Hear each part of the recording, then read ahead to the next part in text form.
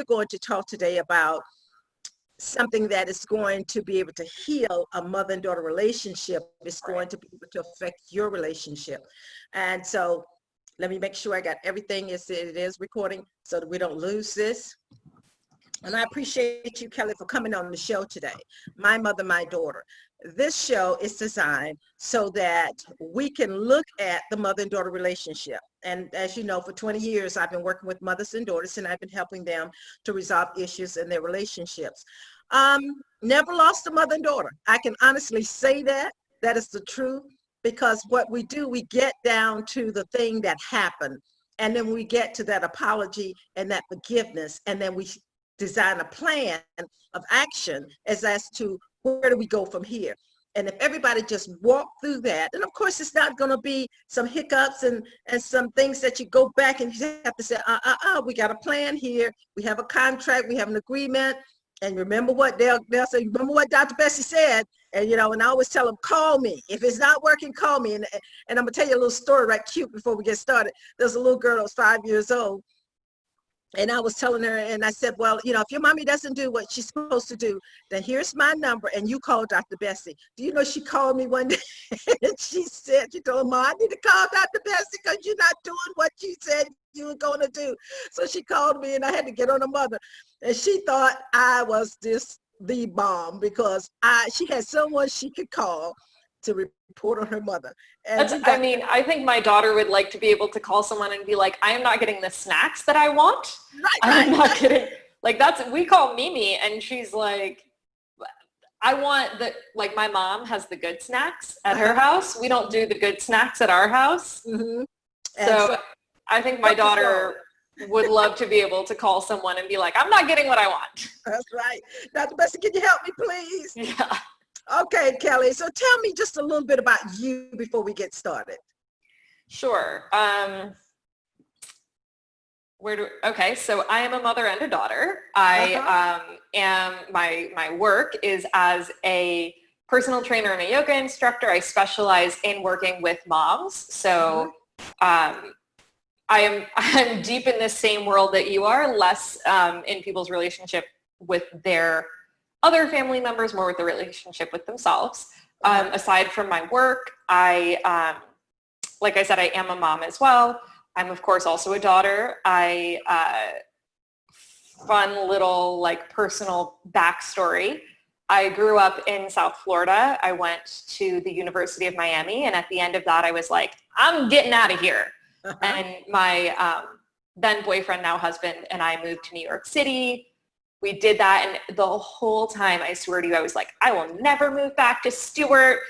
I'm too big for this place. It's so suffocating. I'm never going back. And I came home to visit. My husband and I decided we were going to quit our jobs and travel for a year and a half. And I came home to visit right before that trip, and I spent some time with my best friend, and she was like, so are you going to have kids? And I was like, I don't know, maybe eventually. And she was like, if you move back here and have kids, I'll have kids. And I was like, I don't know. And then we went and we traveled all over the world and we did all of this stuff. And we were looking at New York City from a distance and going, I didn't want to do that. That's not fun. It's exhausting. It's expensive. I loved the city, but it wasn't where I wanted to spend the rest of my life. And so sure enough, I moved home. Where are we? Back in Stewart. We're back in Stewart. Yeah. Stewart is beautiful. I'm familiar. I have family there in Stewart. So really? Yeah. And a couple of friends that are attorneys there. So I like it. It's beautiful water. It's a gorgeous place. But when you're there as a child, you're looking for the way to escape. That's just like my little town in South Carolina. I keep saying, no, I'm not going back there. I'm not going back there. And I'm still, going back and forth. I'm not going to move back because now I have my children, and I'm an only child and one daughter. So the older you get, even though I'm 27 and a half, I don't want to just spend my years away from my daughter. So and my grandchildren. So I know I'm not going to move back there unless God says so. But in the meantime, I can't stay away because there's family there and there's connection there. And my daughter and I was there this weekend and working on the family home. And when we got there, just driving back just reminds you, it puts you center back to the days when things were good, when we thought they were not. But when you look back on it now, those were good days. Those were very good days. It just helps me to stay centered. And what's so interesting is I don't know about your hometown, but here so much has changed that there's only little small snippets of the way it was then. And those are the pieces where I like grab my husband and I'm like, this has been here for 20 years. Like, because nothing's been here for 20 years. We made national attention recently when our local bridge was like on the verge of collapse. It was like all over the news. And I'm sitting here going, I remember when they built that bridge. That bridge has no business falling apart. That bridge is younger than I am. Yeah, so it's something they did wrong. So we'll put it on something else. But yeah, it is that connection back to where we were rooted and grounded and grew up with our morals and values that we come back to. And I know you're happy you're there, your daughter's there, and she can get to be with her family and friends, her grandmother. It makes we make a total turn, but it's okay, because if you never went out, you wouldn't even know. I would never have come, like, I had to go so far to the other extreme to want to come back. Right. And your husband, where's he from?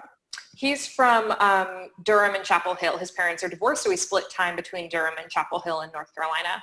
Oh, that's where I am. Oh, we actually got married in Chapel Hill. Yes, I'm not in Chapel Hill, but I'm close to it. I'm in the Carolinas, right up about an hour away from Durham. Yeah, it's beautiful up there, and we strongly considered moving back to that area. Except, like I said, his parents are divorced. He's an only child, so his mom has already moved down here. So we knew, like, I have siblings. So if we moved back to where my parents are, we'd have my parents for support, and his mom has moved down, and his dad visits all the time.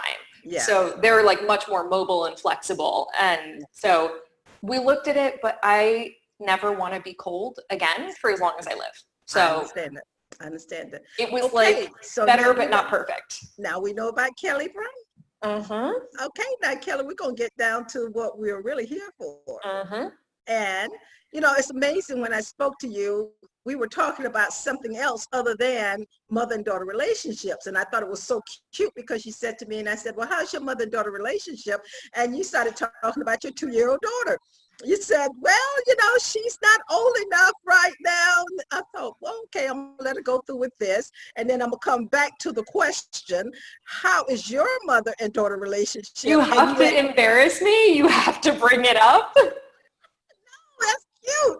I thought it was cute, because I knew right then there was an avoidance of, not me, my mother. I'm going to tell about me, my 2-year-old, and which is a unique relationship. And what you're going to learn today and what we're going to discuss today and reveal today is going to help you become that mother that goes to the next level. Every mother and daughter relationship is what it is. You work on it. But as a mother, you look at and evaluate, just like you went around the world to seek and to find, and you discovered that there was nothing better than home. And so we go around and we said, well, I'm just going to do it different for my mother. I'm not going to raise my daughter that way. I'm going to change because I didn't like it. And then as we get older, we discover we went all around the world and came back, and we're just like our mothers. Isn't that amazing? The funny part is, I think I don't know, it's interesting. My daughter has both of us in her. I'm the non-emotional, like, Spitfire, and she has the Spitfire. But she also, my mom is the, like, deeply nurturing, really sensitive. And at less than 2 years old, if one of her classmates at daycare is crying, she goes over and she pats their back. And I'm like, she did not get that from me. Like, she did not learn that from me. She learned that from somebody else. She got it from, well, it just trickles down that third generation. You know what I mean? Here we go. So now back to the question. Yes. How is my, what is the your question? Tell me the exact question. How is your mother and daughter relationship? Yeah. So I think you called it avoidance, which I won't argue with, but for me, it's almost like I don't even think of myself as a daughter anymore. Like I think of myself as like a grown woman. Mm-hmm. And in my head, I'm like, oh yeah, like I guess I am, of course I'm like physically very close to my mom. My parents are seasonal, so we don't see them that often right now. Mm-hmm. But when they're here in Florida, we see them all the time. But it's like hard for me to reconcile that idea of still being their kid, their child, because of that, like, I needed to get out of here. I needed to go away. I needed to grow up. And I will say that my parents have always been very patient with that. Mm-hmm. I was a good kid. Like I got straight A's. I did what I was told. Like I never got in trouble, but that streak in there of like wanting independence and wanting to do what I wanted to do and being really stubborn, that was always there. And I think it killed my parents to hear me constantly saying, I'm getting out of here. I hate it here. This is suffocating. Like, I don't want to be here. And I have to admire my mom's patience with like letting me say those things and letting me feel that way and not rubbing my nose in it when I came home. Uh-huh. So, now I really do feel like we're very much equals. One of the things that I think all of our parents, my in-laws and my parents have done really, really well is letting us live our life the way we live our life and letting us parent the way that we parent and not undermining that or not, aside from the snacks. I did say Grammy has all the good snacks, but grandmother's got to have an edge. Now, come on, that's what I know. I'm like, we're trying to make up for what we've done to the children. So give us the snacks. Let us have the snacks. Because yes. You got to know when I go there, there's something different. There's something special to want to come. That's our drawing card. Okay, that's for your mother. Go ahead. But overwhelmingly, yeah, right now, I feel like our relationship is probably the best it's ever been because there's a lot of respect for boundaries and a lot of respect for independence, which is something that's really important to me, is that I'm not super emotional and I don't talk about my feelings and I don't do confrontation. So not like pushing that and not forcing that has allowed me to open up much more. So when you were a teenager, how did you express all those emotions? I'm going to tell you a funny story. Okay. So I still laugh, and I maintain that I was in the right. I still laugh at when I was 18 years old. No, I was like 2 weeks shy of 18. My friend offered me free tickets to go see the Red Hot Chili Peppers in Orlando, which is 2 hours away, on a school night. And when my parents were like, you are not driving to Orlando for a concert on a school night, you're not going to get home until 3 a.m. Mm-hmm. I sobbed. It was like, this is the worst thing you could ever do. I'm an adult. Like, they were like, well, go if you want to go, but don't expect to have a car when you get back. And to this day, that is like the most, because I remember like the like heaving sobs. I'm sure you see them. Like, I'm sure you see them when you work with clients. Like, I can't even calm myself down. I can't breathe. I can't speak because I just feel controlled. Right. And I can't handle being told what to do. My husband knows this about me. Hasn't changed. The only thing that's changed is now people don't try to tell me what to do. They just said, let it go. Let it, whatever, you do what you want to do. It's fine. She'll make a full circle and she'll come back. Yeah. So, at the time, I was well behaved. I didn't go to the concert, but I was not easy. Yeah. And my mom jokes that I was such a sweet kid. I was like the sweetest baby, sweetest child. And then like I hit puberty, and of course you've heard this story. Like I just became like she-devil. Like Okay, tell us about the she-devil. What is the she-devil? I think like I very jokingly, you will recognize about me like Barrick's humor here, like I'm going to say it like it is, like, and be a little bit sarcastic and a little bit inappropriate, but I'm like, I was an emotional terrorist. Okay. Like I said whatever I thought, regardless of how it might make other people feel. I mean, as every teenager is, I was self-centered. It was about me and what I wanted and what I wanted to do. And my parents really did go above and beyond to like try to give me everything I wanted. Like I said, I was simultaneously, I was a good kid. Like I graduated like 7th in my class of 400. Like I went to the University of Miami on scholarship. Like I was high achieving. I was just a brat. Mm-hmm. So you were a good kid, but then you were a terror. Now, how does those two kind of fit in there? Come on now, let's look at that. Can you imagine your mother, you know, and I understand it now. I understand exactly what you're saying because there is a balance there. And the reason I'm listening and letting you go on because I'm hearing I had the balance with my parents, but there was something missing. And if you go back and kind of evaluate it, evaluate the situation, you probably was looking at your friends and looking at their lifestyles and the things that they were doing that you wanted to do but wasn't allowed to do because your parents was a little stricter than, you know, maybe their parents. And so therefore you had something to judge. You had to have a measuring stick. You got to measure something. So you're looking at something and saying, well, why can't my life be like this? I'm 13 now. They're doing it. Why can't I do it? And I think I hear exactly what you're saying. And I think it's almost like the opposite of that, where I don't think my parents were particularly more strict. My mom was more religious, and maybe we'll get into that. So there was a lot of the same rules, but with a different connotation.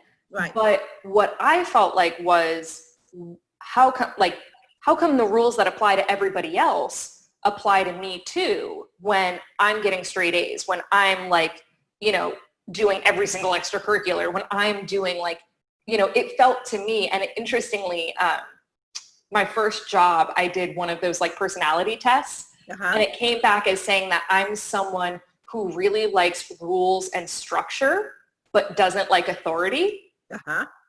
And I think it was this idea of like, I have earned the right to do whatever I want because I'm not doing anything bad. And the fact that like, well, of course that kid's not allowed to go out until 1 a.m. He's like flunking out of school and smoking pot. Like I should be allowed to stay out to 1 a.m. because I'm being a good kid. Not knowing that staying out might lead you to something that you don't need to be in. That's what the mother's looking at. But see, now you're going to realize that now that you have a daughter. Well, that's so interesting because of course, things come around. Yes. Everybody says, oh, I'm going to do it differently than my parents. And I'm like, I still don't know what I'm going to do.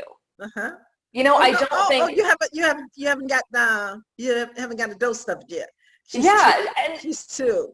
Of course, once upon a time, I said, I'm going to let my kid do whatever they want.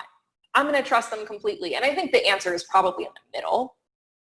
You know, I'm going to trust them until they do something stupid, as opposed to not trusting them to begin with. That's fair. And I don't know, we'll see how it goes. My husband's like very much in the same camp of like, he grew up the same way of like feeling very stifled by the rules when he was a good kid, when he was behaving himself. So I think we'll probably be like a little bit more liberal with like letting her get into trouble. Because of course, then you just go get in trouble the first time you get a taste of freedom. Sounds wonderful, Kelly. We'll see how it goes in reality. Sounds really good. Now she's 2, and I'm sure there's some things you're telling her right now. No, you're not going to do that. Yeah. Mommy don't want you to do it that way. Put it back. Put your toys up. You know, the structure is there, and I understand it. We're trying to justify. some of the things. And, I did that with my daughter. I was like, I'm going to do different. I'm not going to spank her. I used to get a spanking a lot. I thought, hear it from my mother, she would tell you, I very seldom got a spanking, if any. And I thought I got a spanking every day. So, Well, one spanking is too many spankings when you're a kid. Right. You're like, no, I don't want any. Right. So, my mother would say, oh, no. And I said, oh, no. I remember getting a spanking about every day. Mama said, you did not. See, the mind is a terrible thing to waste, We all have our interpretations. Right. But in the meantime, my thing was, I'm going to do it different with my daughter. I'm going to have these. And I did. I did it differently.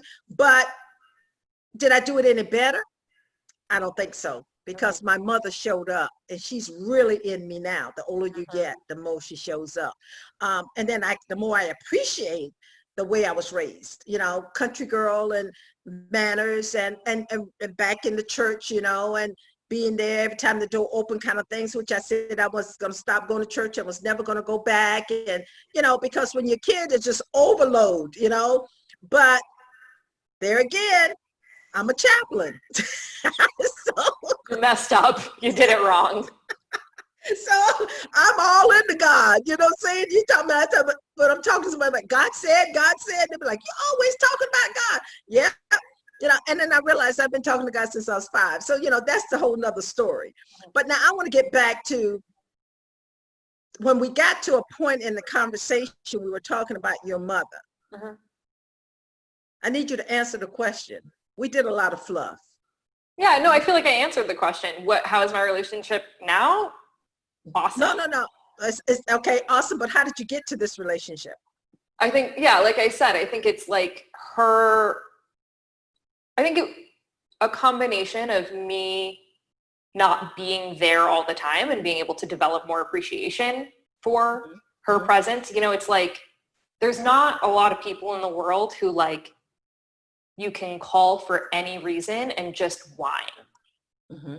So I think the first time I got sick at college and a care package showed up of soup, I was like, wait, she's going to take care of me? Yeah. So I think some of it was the distance and being able to develop appreciation for what the role of a mom is. And I think also being able to create boundaries. Okay. Of I can't talk to you all the time. I can't see you all the time. I'm an introvert. It is very, which I realize I don't present that way, but it's really emotionally draining for me to be with anyone. Mm-hmm. I'll tell my husband, I'm I just need a minute. I just need to walk into a room and close the door and be alone for 5 minutes, because my job is interfacing with people all the time too. I'm sure yours is the same way. It's you're constantly with other people's energy. So I think boundaries, really important. I think doing a lot of work on myself is really important. Mm-hmm. I do a lot of self-study and journaling and meditation and a lot of things to tone down the she-devil. Uh-huh. So that's part of it too. Yeah. The she-devil. If you say the she-devil, that's what you're going to be. Big on words. Yeah, stop calling yourself she-devil, because then the more you say it, the more you reinforce it. And then I don't think of it as me. I think of it as an aspect that's in me. That's in all of us. Right? It's but if you're trying to tone it down, don't give it a place. Yeah. If you give it a place, then it has a place to live. That, when you're working with women and you're telling them about their bodies and things, it's mind, body, and soul. Mm-hmm. So don't give it a place, even though I know you're doing it jokingly, but words have so much power that it does that. And if you could just say, for a week, I'm not going to even think about she-devil. I'm not going to call myself that. I'm not going to tell my husband, I got to go in here in this room. It's okay to go in the room, because we all need that space. Mm-hmm. And he's probably glad you go in the room, because he's probably saying, okay, honey, have a nice 5 minutes. I'll see you when you come back out. I'm sure he's excited about that. We all need to do that, because then it helps us to mind our mind and to mind our words. Mm-hmm. So with that, being a person that helped women to stay healthy and mindful with their bodies, when you're talking about a mother and daughter, and I'm seeing, you've worked out the issues with your mother, you have the relationship with your mother, you know what the boundaries are and how far you want to go. And being an introvert, I understand it. People won't believe I'm an introvert too. I'm not really an introvert, but I'm a shy person. That's what I tell people. I'm very shy. Not the best of you are not shy. I am a shy person. And it shows up in a different way. So I try not to say it because I know I have to be it. You understand? And so when I'm being it, it's when my shyness wants to come out when I walk into a crowd and I have to speak somewhere and I get there and the crowd is there. When I come in, it unnerves me. But if I'm there prior to anybody coming in, a million people can come in the room and it would not disturb me.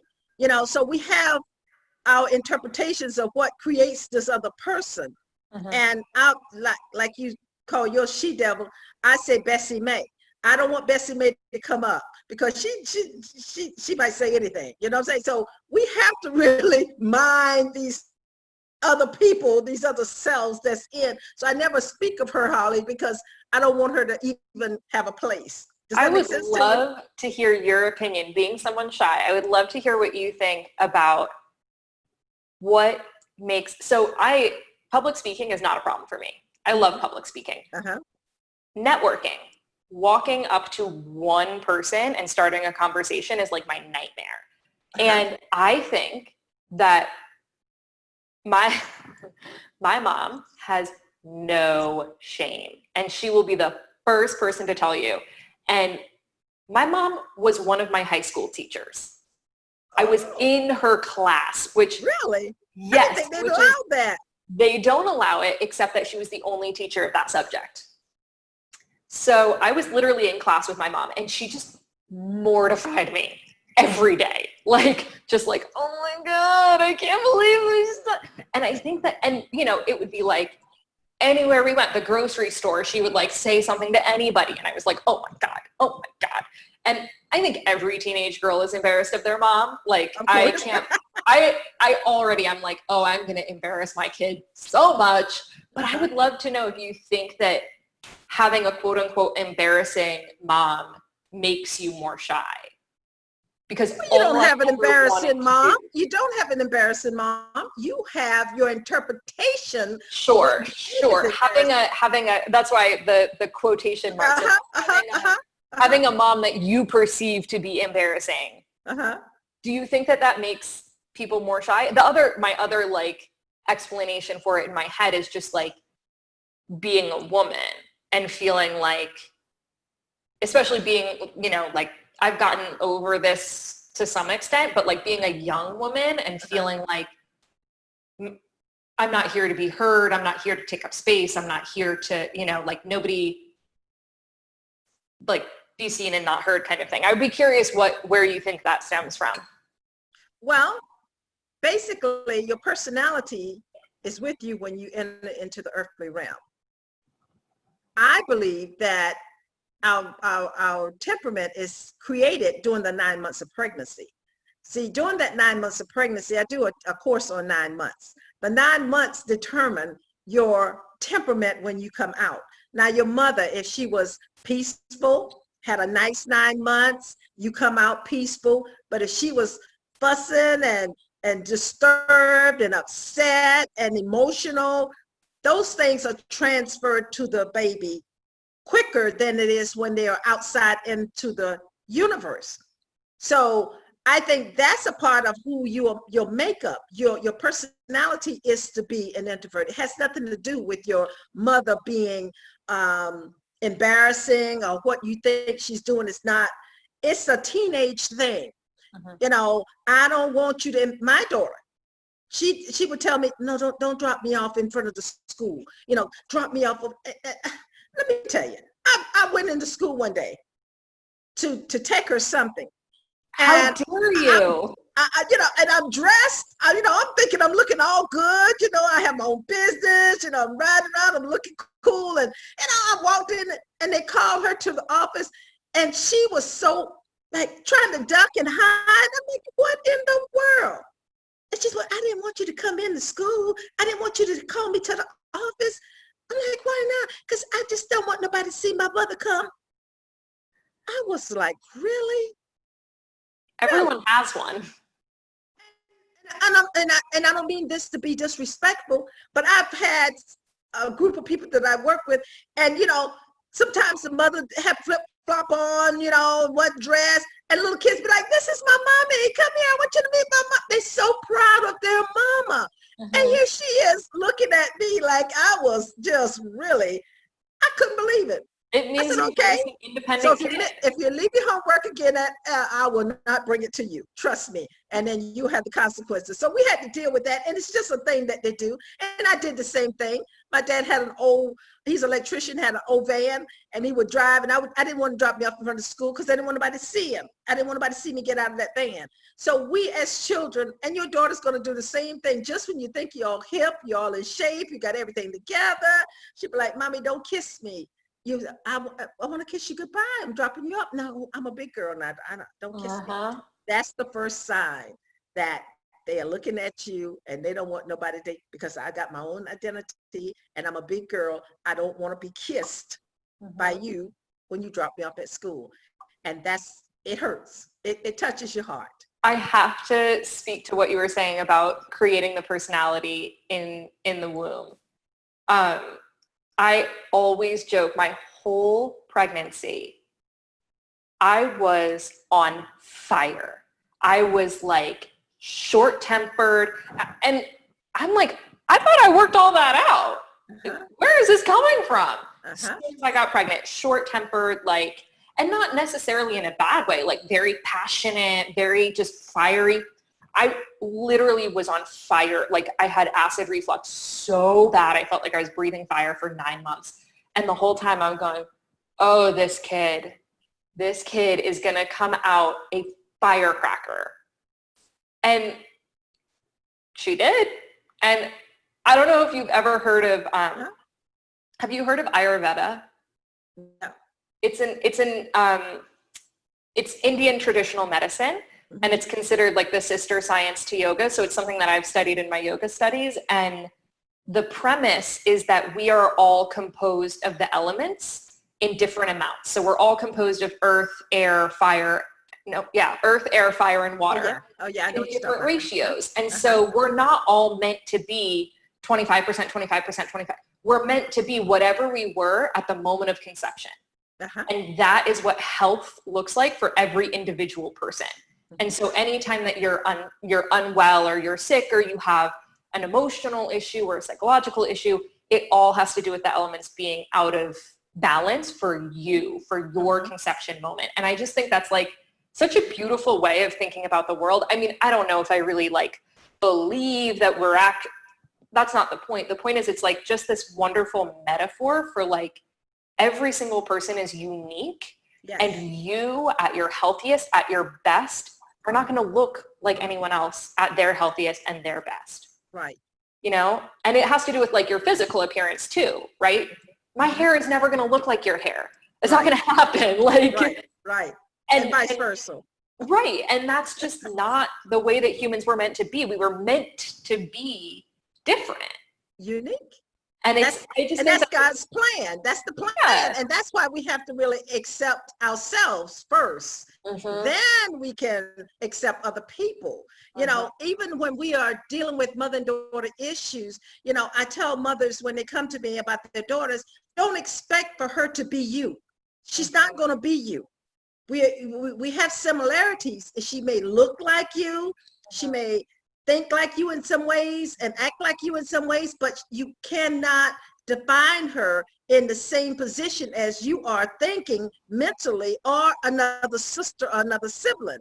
You can't compare them. You're going to have to look at your child as an individual.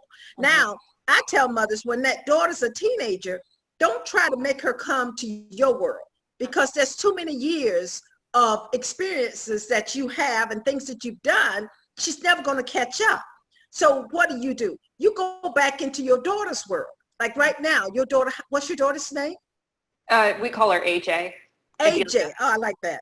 AJ. Now AJ's 2. When she gets upset and she goes into a room and she closes the door, and what are you going to do? Just leave it like that? No, you don't let her go in there and close the door and just let her just conceive in her mind what she thinks may have happened. Mm-hmm. See, right now you're in a prime time to have this unique relationship with AJ. So if AJ gets in there, she gets to crying, that's when you stop everything that you're doing, you put it down, and you go to her and you look into her eyes and you ask her, what is going on? How can mommy help you? What did mommy say? Let her tell you what she's feeling. Uh-huh. You start that now, you'll have that relationship when she's 35 and when she's 50. She will always know, I can go and tell my mommy anything. But she won't know that until you demonstrate that. And you can't go one day you're going to do it, the next day you're not going to do it, and then she's going to say, oh no, I don't know which way she's coming. Mothering is a hard job. It's not an easy thing to do because on any given day, you may not be at your very best. And when you're not at your very best, and you and your husband may have had a day where both of you want to take 5 minutes, and then AJ's standing in the middle of the room, somebody's got to take care of AJ. So it's always that mother got to come back to the nurturing piece to say, what is it that mommy can do for you? And don't let her close the door. Go in there and find out what happened. When AJ is 10, she comes in and she walks in and you say, how's your day? And she says, I don't want to talk about it. Don't let it go and say, oh, I'll deal with it later. Stop what you're doing right then and go in and sit down and says, this is the zone that we can talk about anything. Create a zone. We can talk about anything. So she knows when we get in the zone, her truth can be told and she's not going to be punished. Yeah, I think that's such an interesting, there's a couple things you said that I wanted to speak to. One of them is just the idea that they're sponges. At this age where she is now, she has this book that's like supposed to teach her like what all the feelings are called, right? So that she can say, I'm sad, I'm mad, whatever. And she opens it, and the book is great because it's big, full-size images of actual babies crying and mad and whatever. And she opens the page to sad, and she just like, she crumples, like she is sad. And I'm like, they reflect everything. Yes. And I tell that to my clients all the time. They'll say like, oh, I didn't get to do this workout or this homework you assigned me because like my kid was being crazy and whatever. And I'm like, do you think that maybe your kid was being crazy because you were rushing them? Because you were trying to get, 2 kids to bed and this and that and get on the phone for our 8 o'clock call. And they were reflecting that frantic energy back at you because they don't, of course, they like over time, they actually develop things that they care about and things that they have their own emotions about. But for the most part, they have no feelings but yours. Right. And I always think of my relationship with my daughter as this thing like when she was conceived and when she was in my body, she was 100% mine. And every day, every month, every year, she becomes more her own and less mine. And I'm always going to have a responsibility to protect her, to meet her physical needs and all of those things. But at some point, I'm not going to be able to just like look at her and be like, and expect her to be happy. Like that's not going to work anymore. And I think that's one of the mistakes that a lot of moms make, especially with daughters, especially because you maybe know what you went through or you maybe are afraid for her, her heart or her safety or her sexuality. And so you act like she is 100% yours until she turns 18. And then you have to figure out how to not own her anymore. And that's a little too late. Well, see, the point is I tell mothers, you never own them in the beginning. And the example that I used is that when they're 3 months old and you're feeding peas and they don't want peas and you keep saying, no, you got to eat your vegetables. And no, you got to, no, and then they spit it right in your face. And then you go, oh, well, I guess she doesn't want that. She doesn't like that. the point remains is what God is showing you. I sent her with her own ownership. She owns herself. Our job is to love on them, to mold them, to listen to what God is telling us he wants us to do with them. Because if you try to change what they came here to do or to reshape them, that's where the conflict and the struggle come in. Because we want you to be who I imagine you to be. I want you to be a doctor. And you start talking about it when they're little. Mommy wants you to be a doctor. See, if you're a doctor, this, that, and the other. Mommy wants you to do this, and mommy wants you to do that. And what you're doing, you think that you're being cute, and you think you're being clever by helping them make decisions, but inside they already got a purpose. Mm-hmm. And you have to watch that child to see what that purpose is. I remember when my daughter was little, and I'd watch her. She loved to read and she loved to write. And I realized she's going to be a journalist. She's going to be someone that's in communication. So I started feeding that area. Just watch what they're doing, and then you'll see the signs. And that's exactly what she does now. She's an excellent writer, publisher, own a publishing company, author, all of that in the media. Because what? I fed that because I saw that. When I came up, my mother always told me, you could be whatever you decide you want to be. I was the child that had the world at my fingertips if I wanted to be that. But I knew I was geared toward helping people. So I knew I was going to be a psychologist when I was a little girl, because people would come to me and I was their psychologist, little kids, you know what I mean? They come and I had the answers. I don't know where I got those answers. You were not licensed for that. I was born to do it, And then I kept saying, but that's not what I want to be. I want to be a corporate trainer. Did the corporations and all that. And then when I ran out of myself, God said, now you're ready to be who you're supposed to be. Because this is what I was supposed to be doing, nurturing mothers and daughters. And there was a learning curve that I needed to go through. So, and I agree with that completely. Yeah. That's how my parents are both scientists. Mm-hmm. My mom has a PhD in chemistry. Mm-hmm. So my dad owns his own company as a chemical engineer. That world of, I think in one sense it was amazing that there was never any idea of that's not a career for women, that's not something girls do, but there was a lot of you're too smart to do anything except science. It's a waste of your mind if you're not doing, the class that I took with my mom, organic chemistry. I know, I figured that one out. When you said she was a scientist, I knew exactly what the class was. So, I did 3 years of advanced chemistry in high school and I got A's, and my mom's like, you can't go to college and study anything but this is what you're good at. Yeah. And I was like, I don't care that I'm good at it. It's not what I want to do. It's not what I was meant to do. And it took a long time I'm on my fourth career. That's okay. I'm good.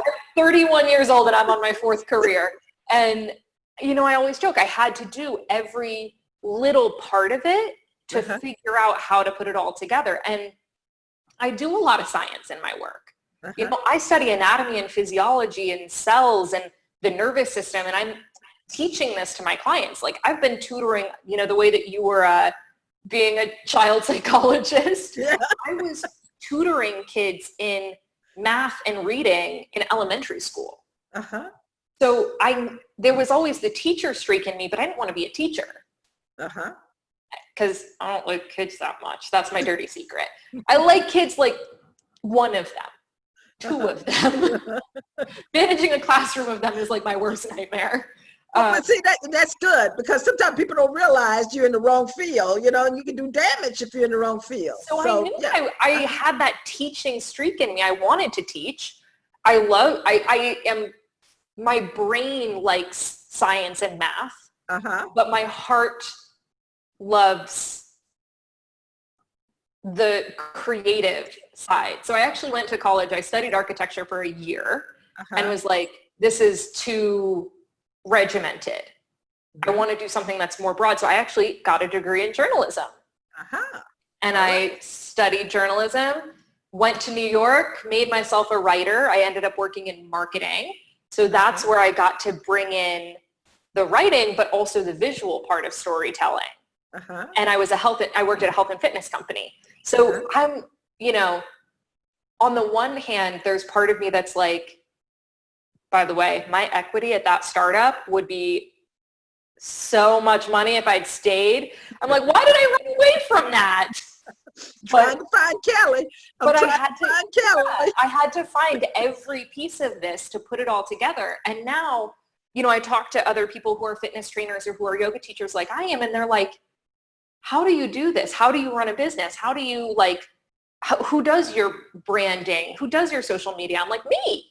Mm-hmm. I worked in all of those fields. Mm-hmm. I wrote for other people. I'm like, I'm going to write for me. Mm-hmm. So I think it's the same with kids where you have to let them figure out what they want to do. And my husband feels similarly. He always jokes that his dad's family, everyone in his dad's family was a little elitist about we really need a lawyer in the family, or we really need a doctor in the family, Southern families. Mm-hmm. And his dad always said, I don't care what you want to do, but you better be the best.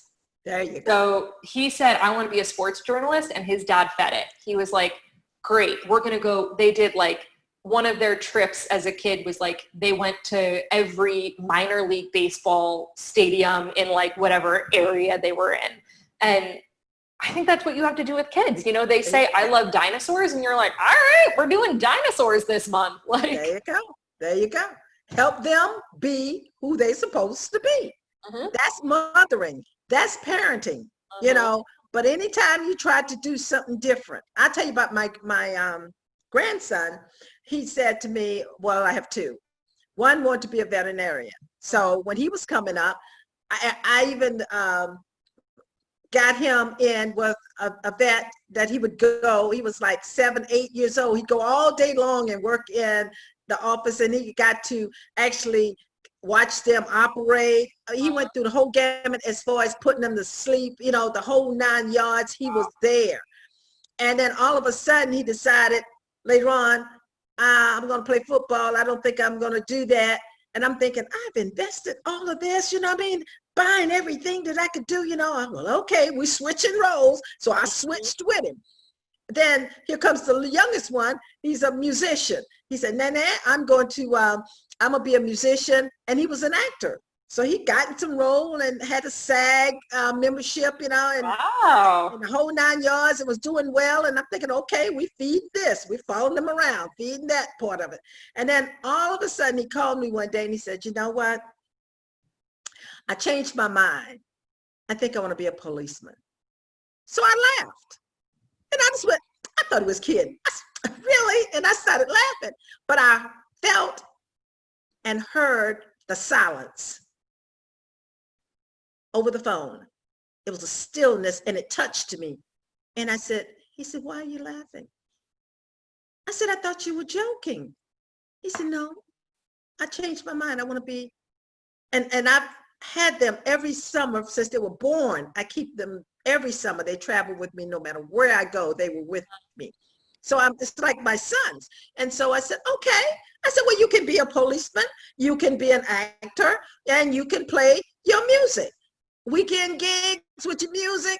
Get you a couple gigs, commercials or whatever you're doing. And you can be an officer. Officer work 3 days. He's off 4. And that's what he decided. He decided, I'm going to be that. We embraced that. And he just passed the test. Now he's an officer. And everybody says, why would you encourage him to continue with everything the way that it's going today? And I said, no, that's his choice, his calling. God has to have people in every arena of life so that he can work through. So if he decides he wants to be a police officer, then we're just going to be there for him to be the best police officer he can be, and bless him and let him go. Because if you try to change it, he's not changing. Did we have the conversation? Yes. You sure this is what you want to do? He has not deviated from what he said, and he was about 10 years old. And to this day, Just last week, he passed the test. I went through every step, every phase. Uh-huh. But I'm still waiting on my other grandson to go back and be a veterinarian. And he's like, no, that I changed my mind. So he's on a whole other track, but they're both doing well. But you know, you have to be able to, what's the point here? The point is being able to be flexible. Don't get so stuck that you have decided who AJ is going to be. And no matter what AJ says, you're not going to do that. And I know in your mind right now, you're saying, Dr. Bessie, that's never going to happen because, see, I already know. I lived that through my parents. But you don't know until she gets up. You know what I'm saying? And then she wants, because she's going to come with a different twist. It's not going to be what you think it is. It's going to be something from this new millennium, you know, something that you thinking that you so hip, you young now, you're 31, give it 10 more years, you'll be like 40 something, you'll be like, oh my God, what in the world's offering? She's going to do that. Yeah. And that's when you're going to have to come back. So here's what I already know that this is going to happen because my husband and I are both, you know, we've got these expensive private school educations, blah, blah, blah, blah, blah. We're both working in fields that we never studied. And so we both feel like, you know, we've got a college fund for her. She can go to college if she wants, but we both feel like in this millennium, college is a waste of time and money. You do, you know, if you want to go to vocational school, if you want to go be a plumber, go be a plumber. Like if you want to, you know, you don't have to do those things. You don't have to go to college in order to get a really great job. You can be an entrepreneur. She's going to go to medical school. I'm like, she's going to go to college. She's going to get, you know, like every degree under the sun just because we're like, it doesn't matter. Those things aren't important. You can do what you want without, you know, going to private school. She's like, gonna, oh, man. She's like, y'all not going to spend my money that you saved for me. I did that with my daughter. Ready for college, looking at school, and she knew all along she was getting married. And she knew. And so I said, okay. When I finally cried my eyes out for a week and got myself together, I said, okay, then we're going to have you the best wedding that we can have. Yeah. We had the Rolls Royce. We had everything that I possibly could think was my dream wedding, you know, is me. And I had lived myself through it. To this day, we talk about it, you know, was it your wedding or was it my wedding or what? And then I said, now you're off and on your own. She later went back to college, but the point remains is I was hurt because I had a vision and I wanted her to do what I had in my mind. And it wasn't working. And I had to just submit. Right. She's getting married. I got married at 18. Did she not throw that back in my face? She said, you got married at 18 and it worked well for you. Okay, what can you say? You know, if I always wonder if I hadn't been pushed so hard into science, I'm like, I bet you I'd be a midwife right now instead of doing personal training for pregnant ladies. Like I probably would have gone and studied nursing or like chemistry or something, but it was just pushed so hard. I was like, I have to go do something totally different. I have to go be a writer. Yeah, I have to show them I'm not going to be a scientist. You know, you probably would have done something different. And you know what? You're young, so you still got another chance to have a couple more careers, you know. Oh, I joke about that all the time with my clients. I say once I don't have kids in my house, because I'm not going to go be an on-call midwife. Yes. Getting up in the middle of the night. Like totally random side story. I had a home birth.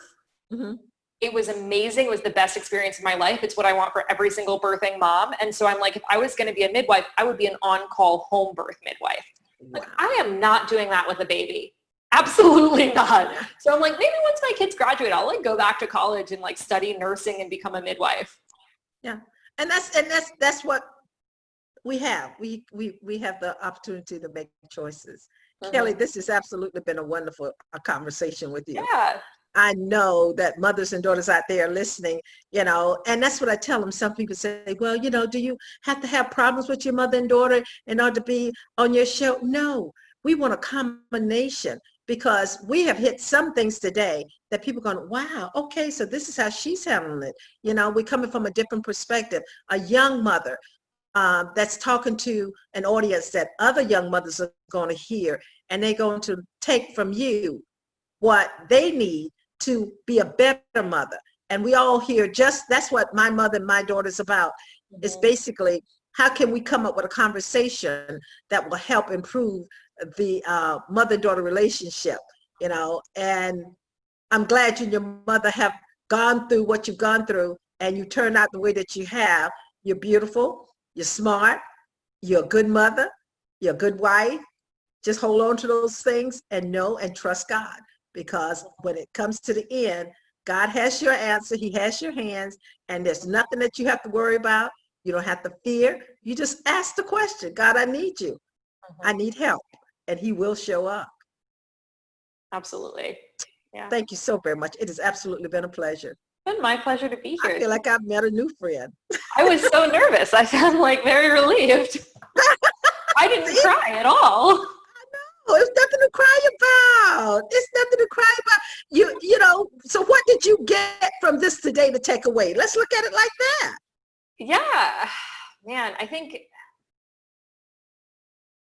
so much of it is just the reminder that, and this is, I mean, I'd say this to moms all day, every day, and yet like you still need to hear it, that you're doing it right.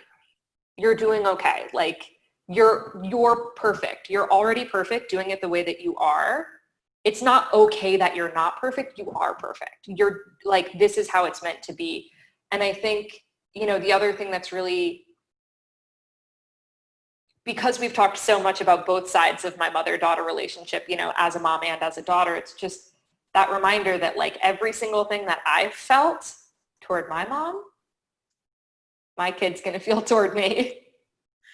Well, there's a piece in the Bible, and you can go look at it, and you are spiritually connected. It's in Ezekiel 16:44. God said it himself, as is the mother, comma, so is her daughter. Mm-hmm. He said, don't take anything away from it. Don't add nothing to it. It is what it is. And the more we live, the more we're going to be like our mothers, because what? 86,400 seconds in a day as a baby. AJ is watching you. She's taking that many clips, visions of you that's being subjected into her subconscious mind. And she knows who you are. And she's going to grow up to be, she's going to use some of that information as she grows up. Can I leave you with one more thought that, you know, maybe you've heard this before, but maybe the viewers haven't.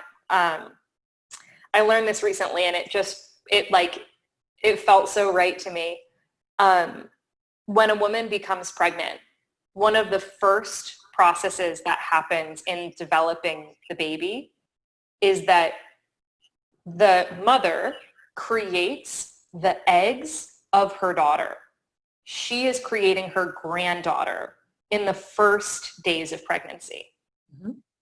So that link, it's not just culture, it's not just how you're raised, it is biologically your grandchildren are being formed in your uterus. Yeah. We're responsible for 4 generations. And that just, it blows my mind that like physically my daughter was created in my mom.